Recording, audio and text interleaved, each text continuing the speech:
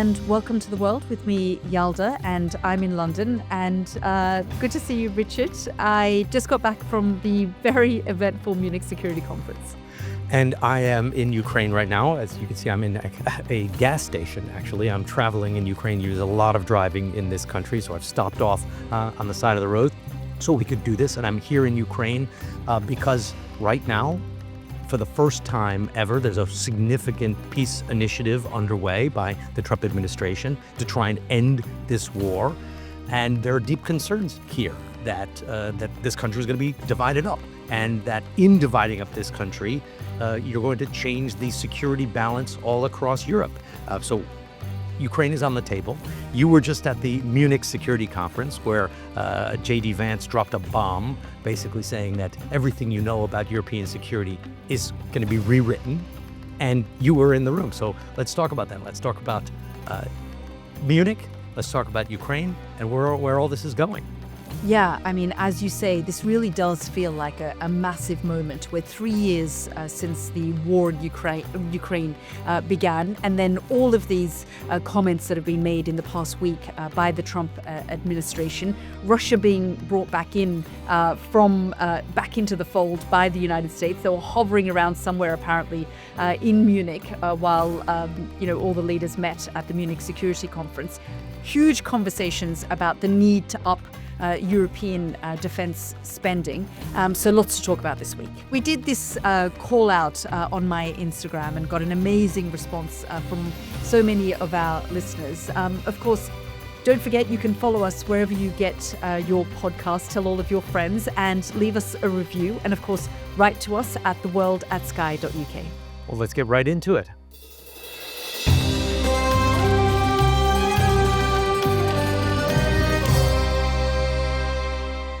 Richard, when we were thinking about the name of this podcast, On the Road was one of the ones that was thrown around. And you've literally been on the road all year. And frankly, I mean, I have too. But it's good to see you in Ukraine. It looks particularly cold. I don't know. I think it's your fleece making me feel cold. It's minus 18 centigrade outside, so very, very cold. And if you stand out there, for the first couple of minutes, you stand outside, you don't notice it.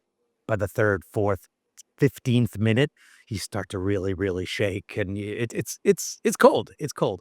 And by the way, just to plug these gas stations that I'm in, not that they're we have any relationship with them, commercial or otherwise, but throughout the war, since the beginning of this conflict 3 years ago, everything was shut down. The place was under attack. There were, supply chains were disrupted. There's no airplanes in this country, so you do a lot of driving. For the last 3 years, people might not realize that Ukraine is a big country. There are no planes here. Nothing is flying. So you drive around, and these kind of gas stations with the little supermarket in them have been a lifeline for this country. They never closed. You can always get some sort of food, always get some sort of basic supplies, some electrical supplies, cables, batteries, etc. And they've been a vital part of this country. So when things break down, if your country breaks down into war, these little shops, the little gas stations might be what gets you through. So enough about the little grocery stores. I'm dying to hear about what you saw in Munich. Now, to set it up, I've been to the Munich Security Conference a few times. And in previous podcasts, we talked about, Davos, what Davos is. It's like the big economic forum in the mountains, and very ritzy, and a lot of, bankers and things. The Munich Security Conference is an annual event. It has its own crowd, but it is the kind of the prom, the annual big party for national security types. So current national security advisors, defense ministers, former national security advisors, defense ministers, journalists who cover national security affairs. So if you're into issues of sort of world war and peace and geopolitics, this is your playground. And this year, it was very different. So what was it like to be there? I like to think of Munich as the Burning Man of foreign policy types. It's our community. It's where we go every year. As you say, it's the big prom. Less nakedness. A little bit less nakedness. Well, although I would say the Europeans probably felt naked this year, okay, the way that they felt this sort of assault from the Trump administration. So let's not forget, over the course of the last week, a lot has been said. First of all, Donald Trump had this phone call with Vladimir Putin, completely took the Europeans by surprise. They were quite shocked. They weren't quite sure where this was coming from.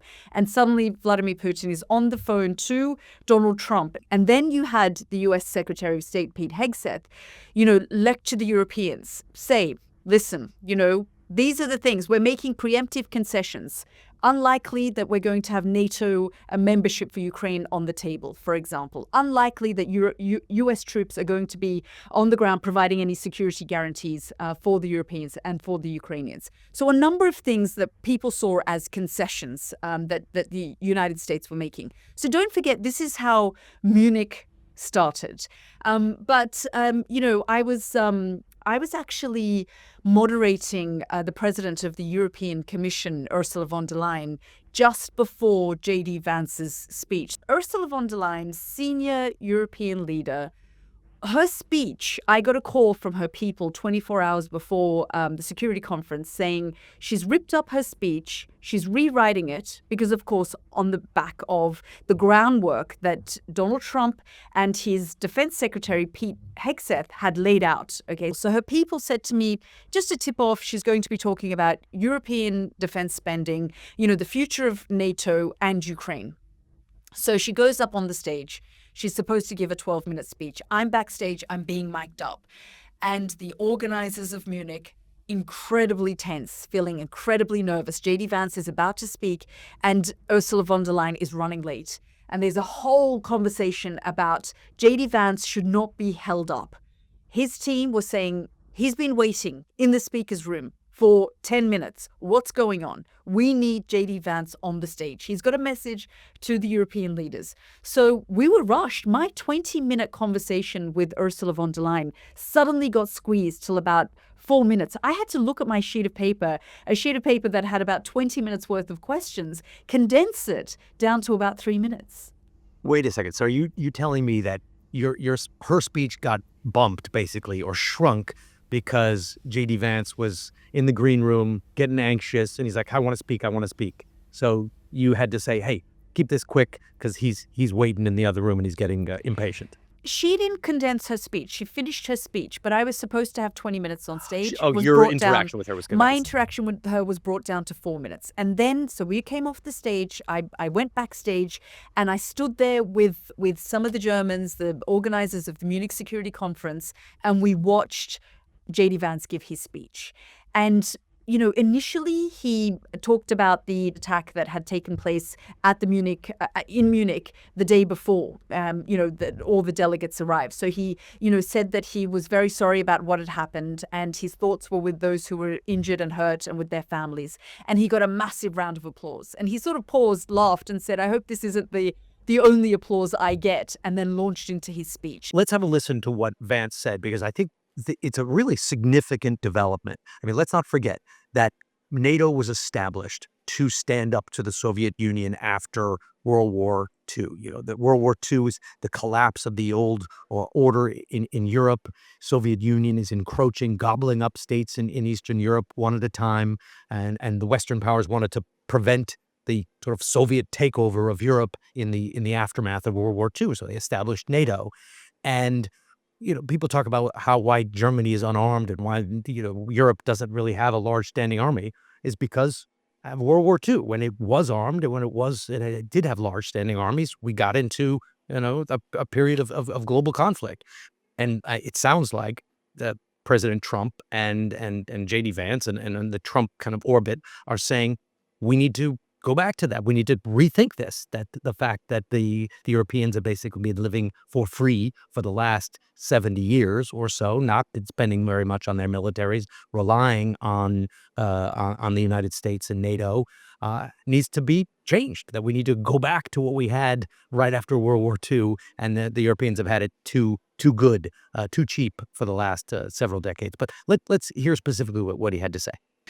But while the Trump administration is very concerned with European security and believes that we can come to a reasonable settlement between Russia and Ukraine, and we also believe that it's important in the coming years for Europe to step up in a big way to provide for its own defense, the threat that I worry the most about vis-a-vis Europe is not Russia, it's not China, it's not any other external actor.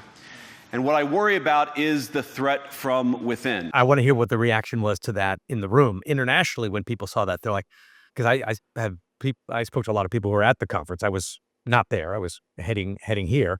But the reaction was, really?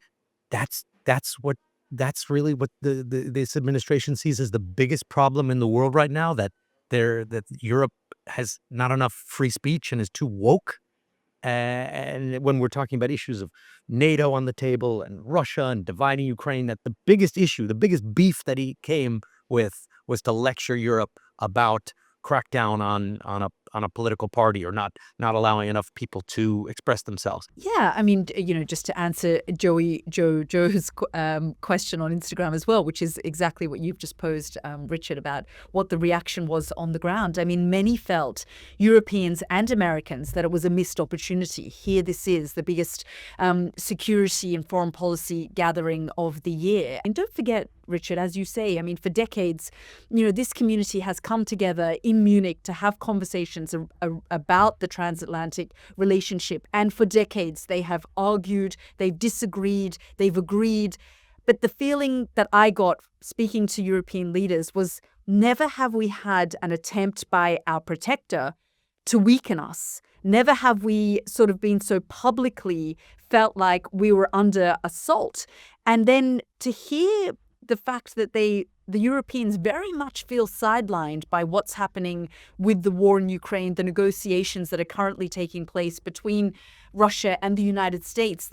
The words I heard over and over again, Richard, was betrayal, appeasement, and capitulation. This is, I think, how the Europeans summed up what was going on. And it's funny, the Trump administration officials believe that they're being really strong. I think they would take great offense to that concept. What? Us appeasers? We're tough. President Trump, he thinks he's being super tough, and he's telling Europe that Europe is a nanny collection of nanny states, and they've got to get with the real world and grow a pair. And they felt just the opposite, that he was being weak and not standing with his allies. Yeah, and J.D. Vance said there's a new sheriff in town. And I think, so many of the leaders who were giving speeches after J.D. Vance apparently were frantically rewriting their speeches to address, what J.D. Vance was saying. And this whole feeling around, we take issue with you commenting about our internal issues. We've got bigger security threats and concerns, and that's what you should be, as our ally, addressing. But defense spending, the need for NATO and NATO members to spend more and do more when it comes to their defense spending, I think was a constant talking point. And that is something that Ursula von der Leyen, President of the European Commission, in my interview with her, in her speech, raised as well, looking for ways to unlock those funds and up the spending. One of the things that a German MEP said to me, Ursula von der Leyen, all these European leaders can talk all they want about Europe needing to up their defense spending, and we need to get serious about defense spending when it comes to Europe. Where are we going to get the money from? We can talk all we want about it, but frankly, we've run the credit card during COVID, and that bill is due very soon. So when we talk about, needing to spend more, where are these member states going to get the funds from? So there are huge issues and sort of concerns within these member states about where these funds are going to come from and what are the tangible things they need to do over the course of the next 12 months. I said to Ursula von der Leyen, every year for the past few years, when we've come to Munich, we've talked about getting serious about European defense spending. But why is it going to be different this time round? She said, we have no choice. And I said, okay, but let's talk about substance. What are you going to do in the next 12 months? So when you come to Munich, 12 months time from now, you can say, we've done X, Y, and Z to up our defense spending. So I definitely want to talk about what I've been seeing and hearing here in Ukraine, but just to play devil's advocate, and as an American here, I can tell you that that position that the Europeans need to spend more for their own defense is very popular in the United States. There's this impression that the U.S. has limitless amounts of money and can, deploy its army wherever it wants at a moment's notice, and has all these aircraft carriers. And most Americans live pretty badly. And I think, just to look at this recent inflation crisis over eggs. People are really struggling in the United States. And I think President Trump was able to win in part because he was able to tap into that anger. So when the Europeans, who generally live pretty well, if you look at they have more vacation than Americans do, they, live better, they eat certainly better.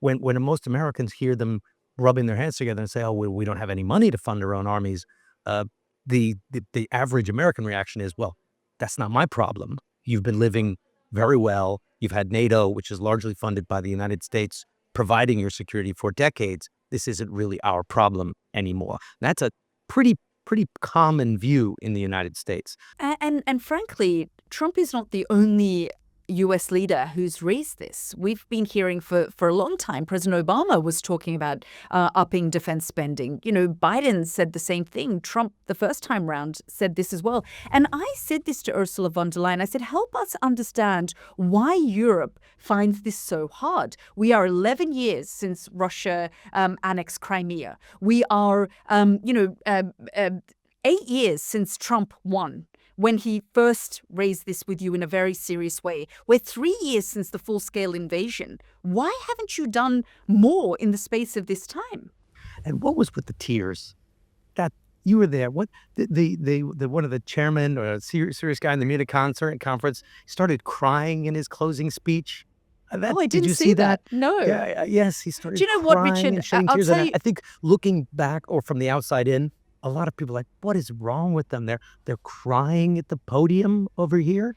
I think what happened after the room was full during JD Vance. And after that, other than, say, Zelensky, I didn't see the room packed out again. There were people huddled in different parts. There was a Politico pub where, the congressional delegation was hanging out. There were I bumped into the Ukrainian defense minister, Rustem Umerov, having a small bilateral. I mean, you were literally bumping into defense ministers, world leaders, national security types, absolutely everywhere. What remains at the Munich Security Conference is the schnitzel, the tiki bar, the huddled groups of people, but the tone was extremely different this So year. they had a collective freak out. There was but panic. no particular answers of what they're going to do.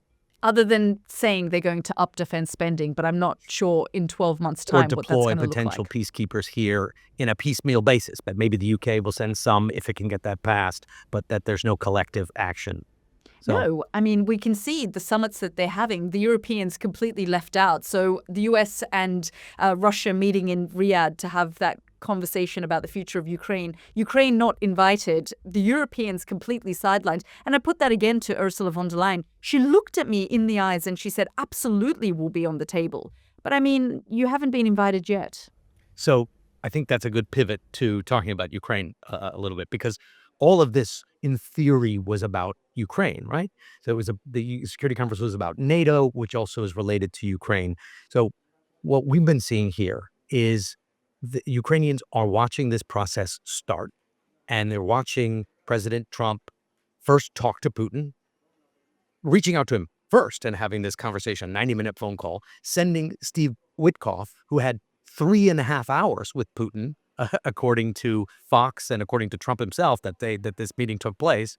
So Trump sends his envoy. They have a long meeting with Putin. He talks to Putin, and then the talks begin in Saudi Arabia with a large delegation of Trump's closest inner circle, and starts with the Russians, and the Ukrainians aren't invited. You can imagine how they see that here. And there's an old expression, Yalda, I'm sure you've heard of it in diplomacy. If you're not at the table, you're on the table. And I mentioned that to a top official in this country, and he said to me, exactly. That's exactly how we feel. And actually, he said we have an expression in Ukrainian that is similar. And he sort of traded my expression for one of his own. And he said, there's an expression, and I don't know how it is in Ukrainian, but he translated for me. In every deal, there's a winner and there's a loser. And if you don't know who it is, you're not the winner. And that's the way they're feeling here. Of course, Richard, you're there on the ground, and I want to hear more about the conversations you're having with some of these generals. We'll be back right after this break.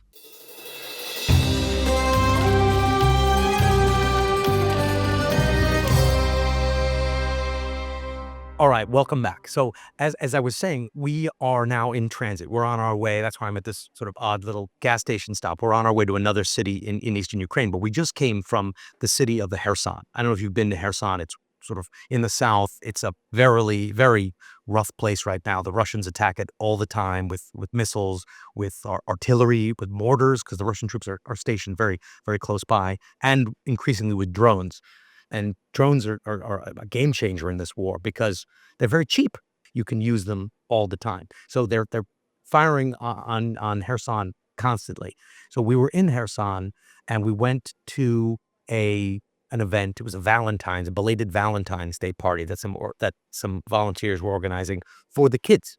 And it was in a shelter. So we go down into this building, into this shelter, and there's all these hearts and decorations on the wall, and it's packed with kids, maybe some little kids, 2, 3-year-olds, and then a couple of babies. But most of them were probably 6, 8, 10 years old. So they were playing games and they were all having a great time. And I spoke to, some of the children and some of the organizers.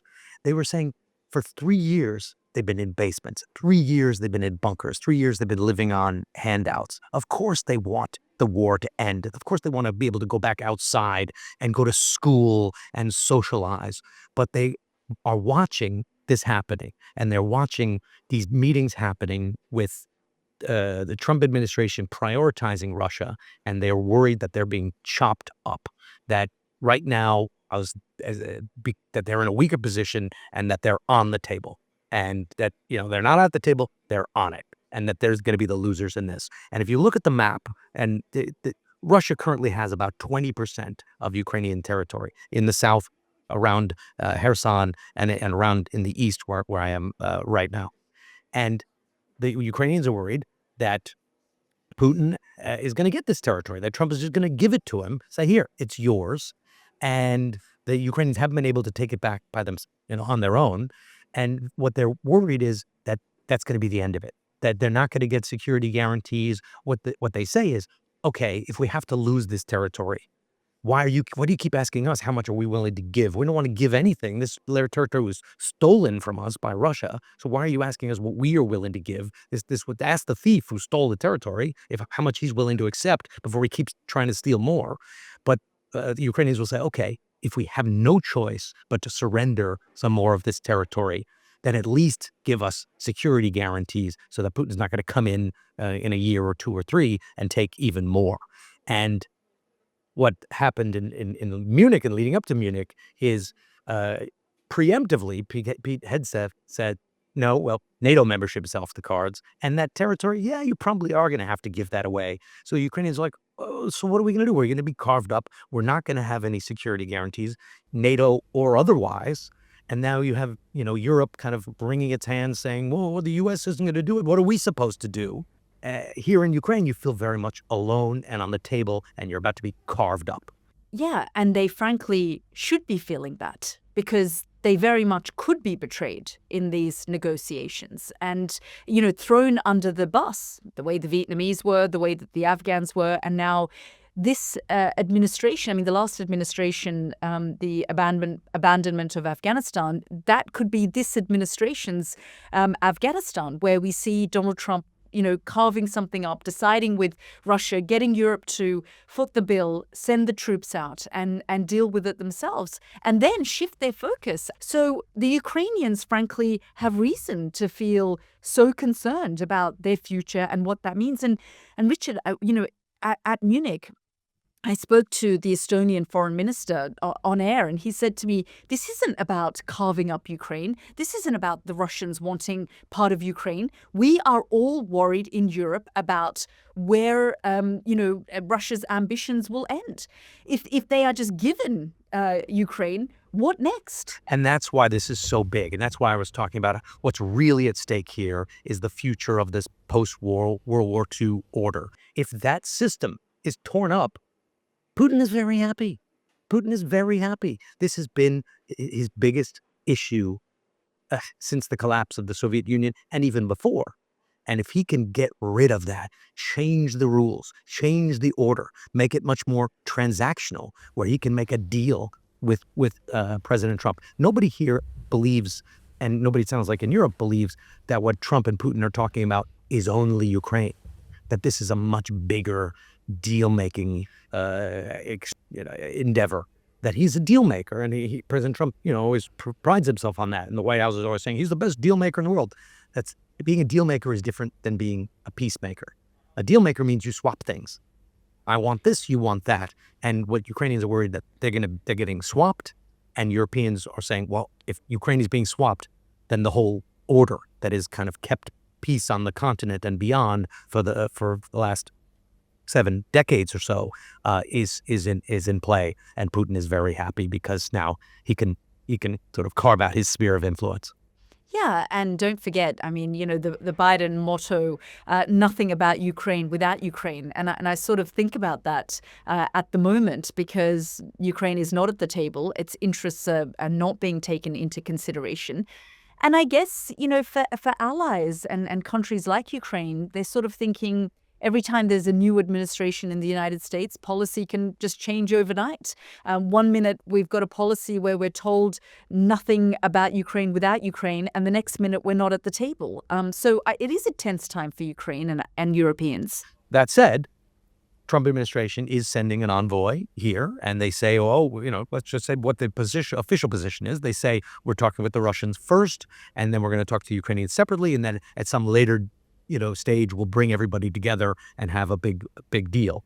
Here, it feels like, and not just here, many people have said it seems like President Trump is prioritizing the talks with Russia, wants to do a deal with Putin, a global deal.